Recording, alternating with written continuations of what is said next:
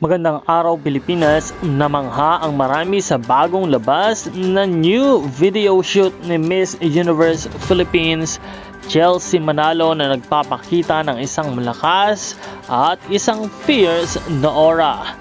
Talagang kapansin-pansin ang kagandahan ng dalaga na siyang magpapatinag sa lahat ng mga kalaban sa Miss Universe 2024 competition.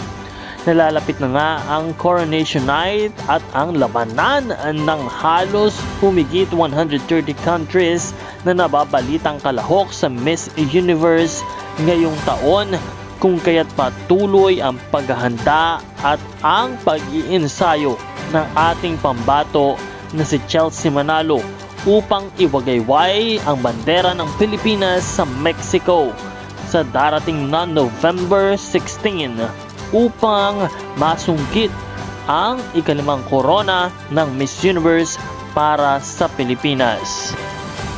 Kaya naman patuloy natin siyang suportahan at huwag kalimutan na umantabay sa channel na ito para sa mas marami pang mga updates. Pindutin ang subscribe button.